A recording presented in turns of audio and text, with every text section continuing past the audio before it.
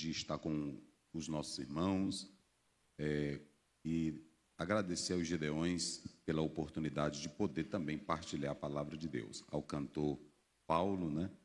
Deus o abençoe grandemente pelas letras maravilhosas que Deus usou ele para compor, para abençoar vidas, né? Com a palavra de Deus, né? Ele é um teólogo, né? E um teólogo refinado, porque escreve canções maravilhosas para abençoar o povo de Deus. E sempre eu digo que música faz teologia. E a música faz mais teologia do que a teologia escrita em livros, porque ela toca mais. Lutero fez muita teologia com música. E eu louvo a Deus pelas canções dele. E é bem aceito também em todo o Brasil, no meio pentecostal. E nós louvamos a Deus por isso. Muito bem, vamos continuar a nossa leitura bíblica. Você que trouxe a sua Bíblia, vamos para João, capítulo 5. João, capítulo 5, verso... Agora nós vamos ler a palavra de Deus, do verso 19. Pela manhã fizemos a leitura do 9 até o 18, e nós vamos continuar agora com João, capítulo 5, verso 19 até o 29. A palavra de Deus nos diz da seguinte maneira, 19. Mas Jesus respondeu e disse-lhes, na verdade vos digo, que o Filho por si mesmo não pode fazer coisa alguma. Não pode fazer coisa alguma se o não vir fazer ao Pai, porque tudo quanto ele faz, o Filho faz igualmente. Porque o Pai ama o Filho e mostra-lhe tudo o que faz, e ele lhe mostrará maiores obras do que estas, que vos maravilheis. Pois assim como o Pai ressuscita os mortos e os vivifica, assim também o Filho vivifica aqueles que quer. E também o Pai a ninguém julga, mas deu ao Filho todo juízo, para que todos honrem o Filho como honram o Pai. Quem não honra o Filho, não honra o Pai que o enviou. Na verdade vos digo que quem ouve a minha palavra e crê naquele que me enviou, tem a vida eterna e não entrará em condenação, mas passou da morte para a vida. Em verdade vos digo que vem a hora, e agora o é, em que os mortos ouvirão a voz do Filho de Deus, e os que a ouvirem viverão. Porque como o Pai tem vida em si mesmo, assim deu também ao Filho ter vida em si mesmo. E deu-lhes o poder de exercer o juízo, porque é o Filho do homem. Não vos maravilheis disso, porque vem a hora em que todos os que estão nos sepulcros ouvirão a sua voz. E os que fizeram bem sairão para a ressurreição da vida, e os que fizeram mal para a ressurreição da condenação. Muito bem, quero louvar a Deus pela vida do Kelson, da esposa, a irmã Joane. Deus abençoe. Queridos, eu vou falar esta noite baseado nesse tema nesse texto, o poder da palavra. Digam comigo bem forte no 3, o poder da palavra. 1, 2, 3. Muito bem, o poder da palavra. Se nós analisarmos, nós podemos perceber nesse texto aqui sobre a palavra que nós vamos falar esta noite. E como os senhores são gideões, espalham a palavra, eu quero, esses dias, trabalhar com os senhores e as senhoras essa realidade bíblica. Ao longo da história, tanto bíblica como extrabíblica, a palavra sempre ela foi odiada. Não pensem todos os senhores que a Bíblia ela é amada, respeitada. Principalmente no mundo pós-moderno, onde cada um tem a sua verdade, a Bíblia ela está sendo confrontada, rejeitada e atacada, vilipendiada constantemente. De modo que é necessário que os senhores que vão entregar a palavra e têm a palavra nas mãos estejam preparados, porque há uma batalha espiritual nesse particular. Mas essa não é nova. Vocês podem ver que recentemente, aí na internet, no YouTube, pessoas queimam Bíblias, pessoas se revoltam contra a Bíblia, pessoas odeiam a Bíblia. E para alguns, portar a Bíblia é sinal de falta de inteligência, de elitismo, de cultura, de atraso. De modo que até tem crentes hoje que têm vergonha de conduzir uma Bíblia impressa nas suas mãos.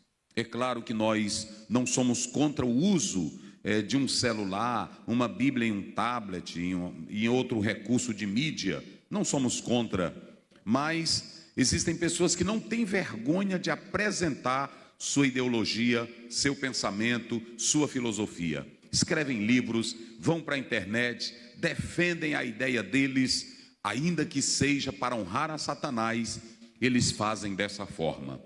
Porém, eu quero dizer uma coisa aqui nesta noite, não é novidade para nós, os opositores da palavra.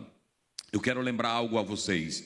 Quando você lê o profeta Jeremias capítulo 36, verso 23, a Bíblia fala que Jeremias foi usado por Deus, escreveu um livro ditando a Baruque, e enquanto ele ditava, Deus mandou ele falar nas praças, nas ruas, e como ele estava preso, Baruque assim o fez. Os príncipes ouviram a palavra de Deus, foram tocados, o príncipe ou os príncipes, o povo, todos foram tocados. E alguém chegou e disse: o rei precisa ouvir essa palavra, Joaquim precisa ouvir esta mensagem. E levaram um livro para ele. Quando começaram a ler, passou uma página, passou a segunda página, na terceira página, o espírito dele se revolta. E ele pega um canivete, rasga aquelas páginas e, não contente, ele toca fogo no resto, porque ele odiava a Bíblia. Isso é para mostrar aos senhores que a Bíblia não é odiada apenas de hoje. Ela sempre foi um livro odiado, porque a Bíblia, ela tem algumas coisas que eu quero rapidamente nesse introito falar com os senhores. Por que a Bíblia ela é odiada, pastor Ziel? Por que a Bíblia, em certa parte, ela é rejeitada? Primeiro, porque a Bíblia, ela ataca, ela desafia a estrutura humana. Não existe ninguém maior do que a Bíblia. O presidente não é maior do que a Bíblia. O pastor não é maior do que a Bíblia. A igreja não é maior do que a Bíblia. A tradição não é maior do que a Bíblia. O teólogo não é maior do que a Bíblia. O professor não é maior do que a Bíblia. A Bíblia é o livro maior e mais poderoso que a igreja usa aqui na terra. Aqui não tem essa, aqui pode vir o doutor, aqui pode vir o filósofo, aqui pode vir o pregador, mas é como disse Jesus em João 7, 38, 39, quem crê em mim, como diz as, vamos lá, só quem tem boca bem forte, quem crê em mim, como diz as, aí como dizia Martinho Lutero, diante desse livro, se rende o médico, se rende o professor, se rende o dono da casa, se rende o erudito, porque a Bíblia, ela não pede teu conselho, ela não pede tua opinião, ela não pede tua ideia, ela não pede tua filosofia, ela não pede as tuas conjecturas. A Bíblia é a voz de Deus falando de modo poderoso. E quando a Bíblia fala, ela mexe com a estrutura. Eu vou só dar um exemplo aqui para vocês. Como é que Moisés, irmãos, capítulo 5 de Êxodo, verso 1, 2, Moisés chega perante Faraó e diz assim, Faraó, a Bíblia diz, Moisés e Arão chegaram perante Faraó e disseram, olha, liberta o meu povo, diz o Senhor. Irmão, como é que o Moisés, carregando um cajado, os pés empoeirados, não tinha nada de estrutura do palácio, entra no palácio, entra na frente de Faraó e diz assim, diz o Senhor, deixa aí o meu povo. Aí o Faraó olha e diz assim, mas quem é o Senhor para que eu deixe esse povo ir? Quem é o Senhor para que eu obedeça? Note que quando Moisés fala isso, ele mexe com a estrutura do governo, ele mexe com a estrutura maior. Só para os irmãos terem uma ideia, a Bíblia, ela é um livro odiado, ela mexe com a corrupção, mexe com a orgia, mexe com o adultério, mexe com o mau caráter. Nós ouvimos hoje o testemunho do irmão pela manhã, quando pegou o Novo Testamento do outro. A Bíblia, ela é um livro que quem for ler tem que se render a ela. E como diz Êxodo 3, tem que tirar as sandálias dos pés, porque aqui é terreno santo, aqui é a voz de Deus falando conosco. A Bíblia, queridos irmãos, ela é tão poderosa. Nós temos, por exemplo, Joaquim odiava a Bíblia, Antíoco Epifânio rejeitava a Bíblia, Nero dizia que não suportava ouvir um cristão falar da Bíblia. Mas para a vergonha de Nero, quando Paulo escreve em Filipenses 4, ele diz: eu quero saudar os que estão dentro da casa de Nero, servindo o Evangelho de Jesus Cristo. A palavra tem poder, quem glorifica a Deus. Mas deixa eu dizer uma coisa para vocês. Isso aqui é muito interessante, porque a Bíblia, ela é tão poderosa que ela redefine valores. A Bíblia redefine conduta. A Bíblia redefine comportamento. Por isso que Paulo diz em Romanos 1:17: o justo viverá de fé em fé, como está escrito, o justo viverá pela fé. O justo vive pela palavra de Deus. Queridos irmãos, quando nós olhamos para Nero, Diocleciano, Antíoco Epifânio, eles tinham raiva da Bíblia. Mas os grandes homens cultos, como Voltaire odiava a Bíblia, como vocês sabem. Thomas Paine, ele odiava a Bíblia. E se vocês analisarem, Robert era ateu ferrêneo. Mas a Bíblia, ela é poderosa? É. A Bíblia também pega filósofos? Pega. A Bíblia pega teólogos? Pega. A Bíblia pegou Agostinho, quando lia Romanos 13:13, ele se rendeu diante da palavra de Deus. Blaise Pascal era um filósofo que, quando leu João 17, não suportou, e a partir de aí ele começou a defender a Bíblia através da palavra e da filosofia. C.S. Lewis, ateu, não acreditava em Deus, mas lendo as cartas de Paulo e os evangelhos, aceitou a Jesus Cristo como Salvador, porque a palavra, ela tem poder. Só quem acredita nisso, diga glória a Deus.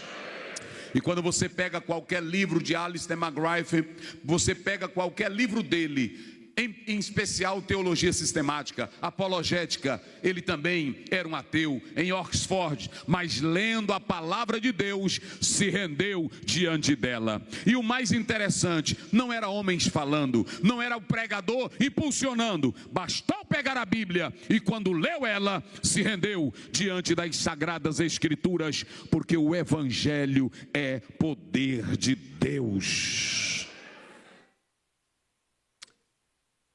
Mas o texto que eu li, o trabalho continua. Você tem uma linguagem paternal, aonde Deus está trabalhando e o filho está observando.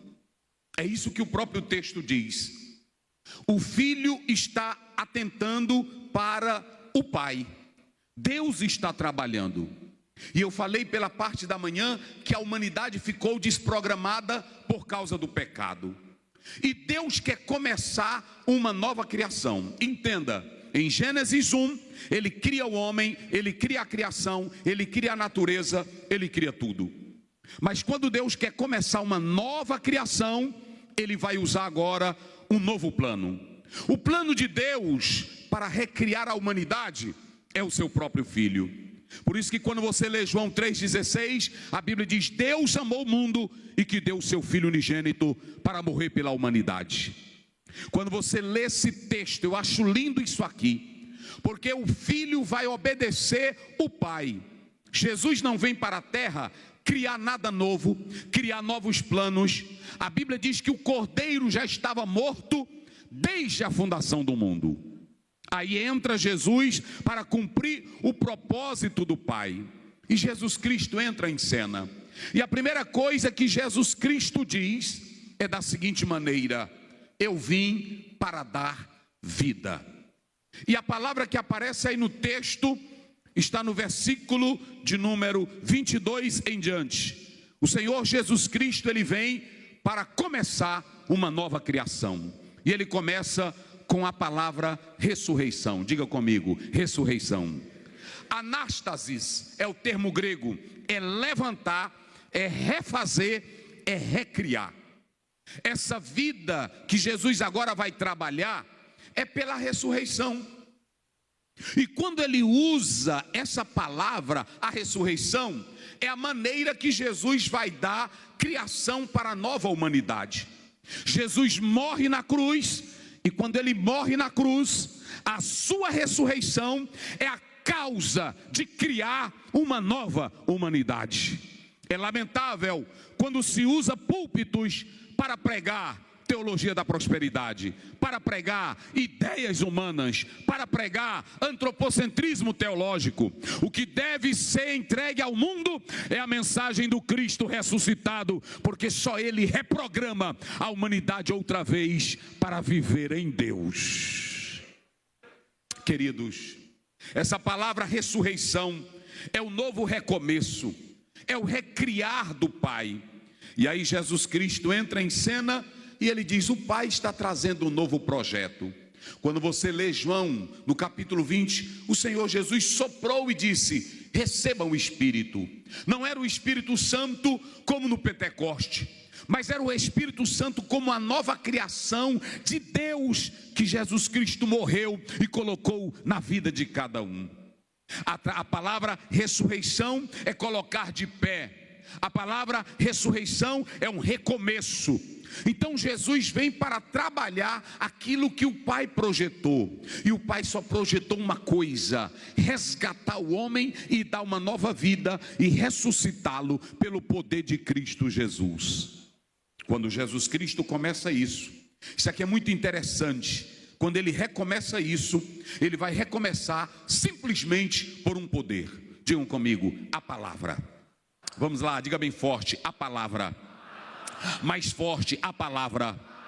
Se você pega, ele diz: quem ouve a minha... Vamos lá, agora prestem minha atenção. Aqui não é a palavra rema.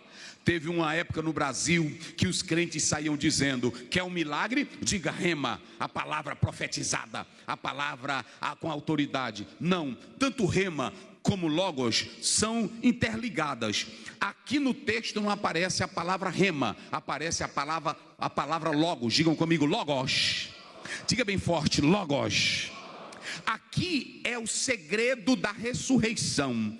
O Senhor Jesus Cristo disse: Deus vai começar uma nova humanidade, vai recriar tudo outra vez, mas Ele vai começar pelo logos.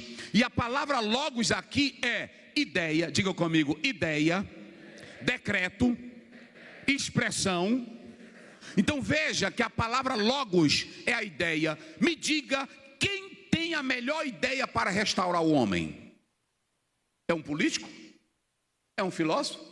Leia qualquer obra. Se você pegar todos os filósofos, pré-socrático, pós-socrático, pós-moderno, pegue qualquer um, eles só dizem bobagem do homem. Pegue a criação, pegue a biologia, aí pegue a geografia, pegue a história. Cada um vai dizer: o homem é isso, o homem é um símil, o homem veio disso, o homem veio de uma explosão. Aí Jesus aparece e diz: eu vim para criar um novo homem, e eu vou criar pela palavra. A palavra é a ideia.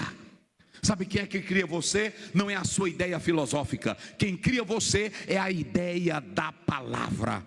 Jesus chega e diz: quem ouve a minha palavra. Essa palavra é a ideia de Deus. Essa palavra é o decreto de Deus. Assim como Deus olhou para o homem que o formou no Éden, agora Ele vai criar um novo homem. E Deus cria um novo homem. Isso aqui é interessante. Deus não cria novo homem em monte. Deus não cria novo homem com nova unção. Deus não cria novo homem com azeite. Deus cria novo homem com a palavra. Só se faz novos homens na fé pelo poder da palavra de Cristo Jesus. Vocês se lembram de Mateus 28:19? E portanto fazei discípulos de quê? De todas as nações. Como? Batizando-as em nome do Pai. E o que mais? E o que mais? E o que? Vamos lá, e que eu vos tenho ensinado. Olha para cá, só se faz nova criatura pela palavra. O cabra imoral, quem transforma ele é o adúltero, quem transforma ele é e o ladrão, quem transforma ele. Então pronto, não deixe essa palavra. Entregue ela mesmo nos hospitais, nas escolas, nas praças, porque a palavra é a melhor ideia de Deus para a humanidade. Oh, glória a Deus. Oh, aleluia. Oh, aleluia. Ainda que ele seja um neo-ortodoxo, mas Karl Barth tinha razão. 1888, quando ele falava sobre o poder da palavra. Ele recupera a palavra quando tudo estava morto. Ele traz essa essência. E agora Jesus Cristo chega e diz assim: quem ouve a minha palavra. Você sabe qual é o problema nosso? Até eu mesmo, pastor pentecostal, nós estamos pensando que quem produz a ideia somos nós. E eu estou forçando o auditório para crer no que eu prego. E eu estava pensando aqui desde ontem, ouvindo os senhores, vocês só entregam, só colocam o Novo Testamento ali. E por que que funciona? Porque a ideia não é de vocês. Glória a Deus. A ideia não é de vocês. E sabe qual é o problema? É que às vezes eu estou pregando e estou pensando que a ideia é minha. Fulano tem uma bênção, fulano tem a cura, fulano tem a melhor palavra. E aí quando você vai para João 16, 8, o Senhor Jesus Cristo disse: quem convence do pecado, da justiça e do... Quem é? Eu vejo pastores querendo defender a Bíblia. A Bíblia não pede tua defesa. A Bíblia pede que você pregue a palavra.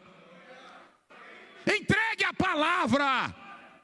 Se o ateu não crê, problema dele. Se o cético não crê, problema dele. Se o político não crê, problema dele. Mas a palavra não precisa do meu conserto.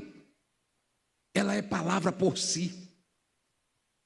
Aonde você colocar ela, como diz Isaías 55:11, ela não volta vazia, ela faz o que lhe apraz. Quem glorifica a Deus? Pegue essa tua Bíblia aí, levante ela. Aí está a melhor ideia para transformar o Brasil. Aí está a melhor ideia para transformar os casamentos. Aleluia. Mas tem uma coisa, Jesus estava dizendo: a humanidade está morta, a humanidade está destruída, eu vou levantar ela, eu vou colocar ela de pé. E ele vai colocar ela de pé através do quê? Olha, irmão, isso aqui é tão sério. Tem igreja que diz: nós estamos precisando de um avivamento. Então não tem palavra. Porque Jesus diz assim: quem ouve a minha, tem vida. Agora imagine um homem cheio da ideia da palavra. Eu ouvindo aqui o pastor Paulo, quando o Adalto Lourenço esteve aqui na igreja, eu fiquei me perguntando: meu Deus, um físico, um homem com tanto conhecimento, ele com a palavra de Deus no coração. Irmão, a Bíblia não quer saber se você é advogado, se você é juiz, se você é doutor. Ela não quer saber se você é formado em Cambridge, em Harvard. Isso aqui é a palavra de Deus.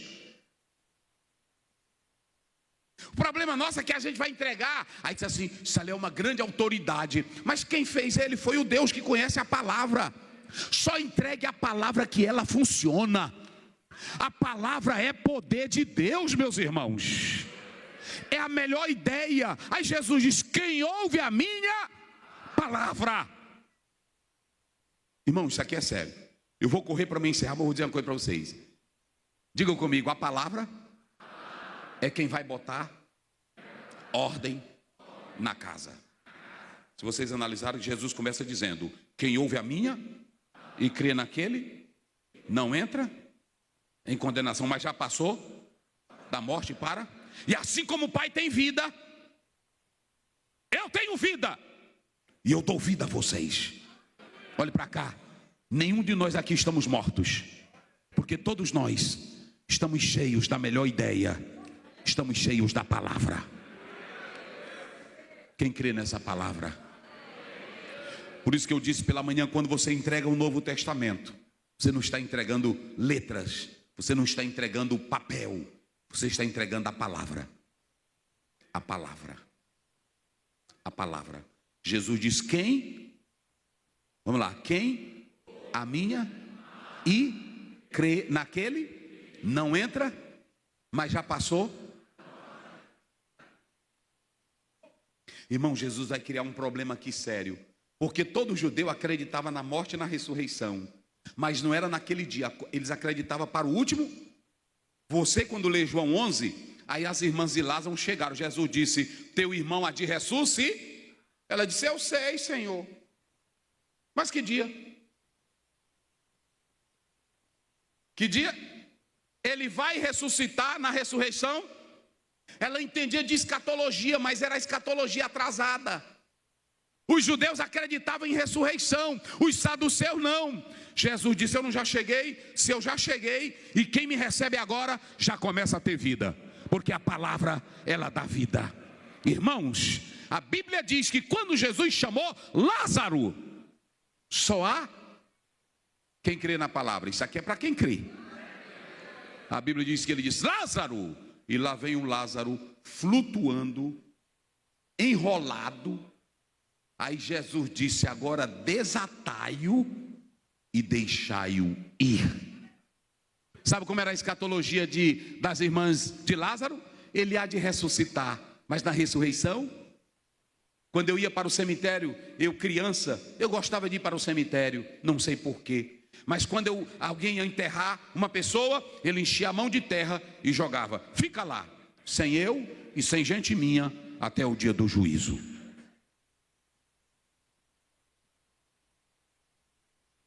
Deixa eu te dizer uma coisa, quem veio aqui hoje, olha para mim aqui, acabou o teu medo da morte.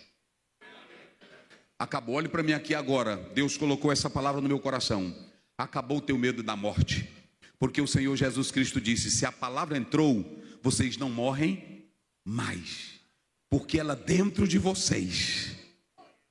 Aí alguém diz: pastor, mas crente morre. Não diga mais isso. Crente muda de endereço, porque a Bíblia diz em Filipenses 1:23: eu tenho desejo de partir e estar com Cristo, que é muito.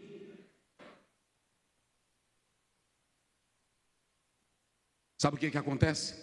Jesus estava dizendo: não temas mais a nada, porque se a palavra entrou, a morte acabou. Por isso que Paulo grita em 1 Coríntios 15: aonde está, ó morte, o teu aguilhão? Cadê a tua vitória? Se você ainda tem medo de morrer e não quer pregar o evangelho, não entregar um Novo Testamento com medo da morte, você não é avivado pela palavra. Quem é avivado pela palavra não tem medo da morte. O corpo humano pode temer, mas a tua fé é maior. Por isso que Paulo dizia: eu quero ser derramado como libação, e a coroa da justiça, ela já me aguarda. Deixa eu dizer uma coisa para cada irmão que está aqui: quem tem parente que está com câncer, está doente, mas se ele é crente, ele é salvo em Jesus Cristo, a vida já começa aqui. O poder da palavra já está agindo aqui, e o corpo dele vai ser transformado pelo poder de Cristo Jesus. Mas olhem para cá para me finalizar. Jesus disse que vai ter duas ressurreições.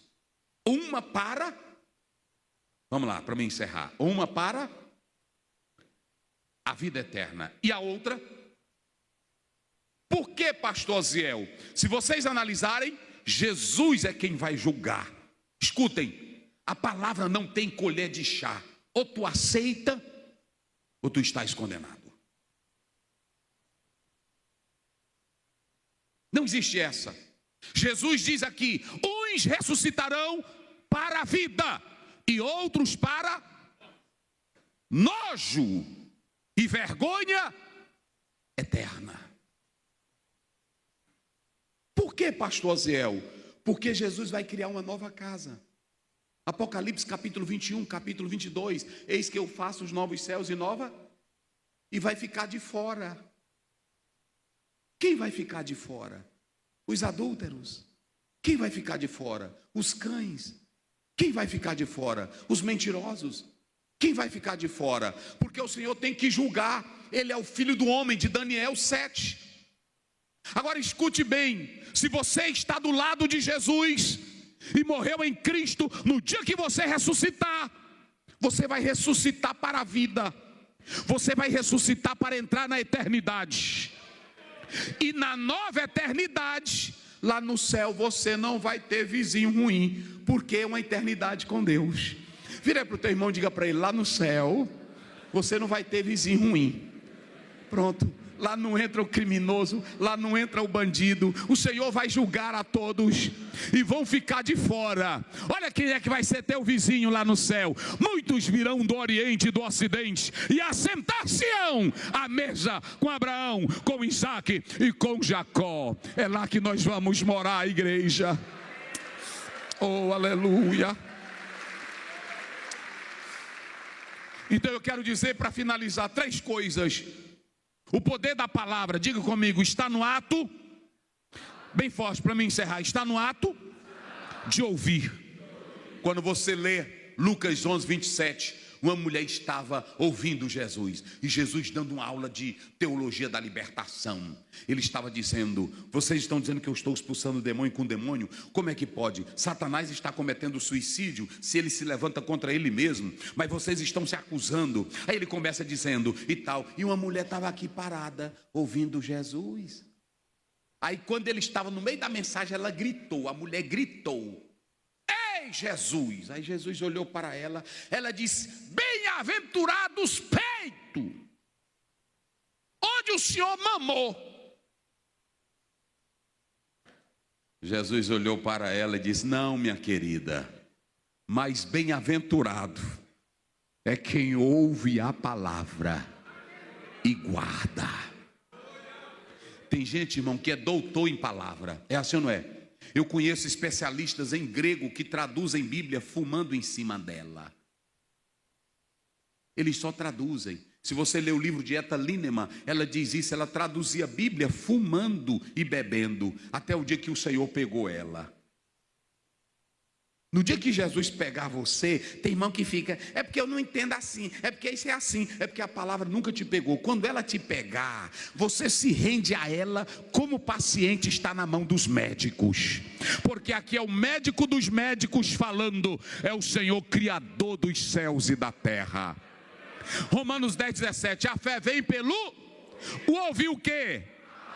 E a Bíblia diz em Tiago 1, 22, sejam cumpridores da palavra e não somente ouça a palavra, mas pratique ela. Então, o poder da palavra, se você ouvir, você vai ter ela. Em segundo lugar, no ato de receber, ela concede vida. Diga comigo, a palavra concede vida. Quem tem certeza que tem a vida eterna? Você que está aqui esta noite, você tem certeza? Eu não gosto de andar de avião, está ela aí comigo. Mas na hora que eu entro no avião, eu seguro na mão dela, diz: meu pai, nós vamos viajar agora, concede-nos a tua graça, em nome de Jesus. Aí pronto, ela aperta o cinto dela, eu aperto o meu, e aí pronto, não é assim? É tranquilo. Mas um dia eu estava no avião, e aí uma senhora encostou perto de mim e disse: o senhor é o quê? Eu disse: eu sou pastor. Ela disse: ah, tá certo. Começou a conversar e veio uma turbulência tão grande, irmão, que as máscaras caíram. E aí ela olhou para mim e disse: pastor do céu, nos ajude. E aí eu estava aqui, minha esposa tinha levado uma maracujina e ela nem viu. Eu disse: me dá logo aqui um pouquinho para me beber. Aí eu bebi a maracujina, mas ela não viu eu bebendo. Aí ela disse: pastor do céu, nós vamos morrer. Aí eu disse: vamos não, esse avião não vai cair. Ela disse: vai não, pastor, vai não. Mas eu fiz logo meus cálculos, né? Eu disse: se cair, ela não vai saber, nem eu. E se não cair, está garantida a palavra. Pronto. Quando chegou no aeroporto, ela disse: pastor do céu, o senhor é homem de Deus mesmo. Eu disse: eu não lhe disse. Mas deixa eu te dizer uma coisa: quem tem a vida não anda com medo da morte. Quem crê nisso? Levante a sua mão para o céu. Se você está aqui esta noite e ainda tem medo da morte, 2 Timóteo 1,7, Deus não te dá o espírito de temor ou de medo, Ele te dá espírito de autoridade. O Senhor está te dando o espírito de autoridade.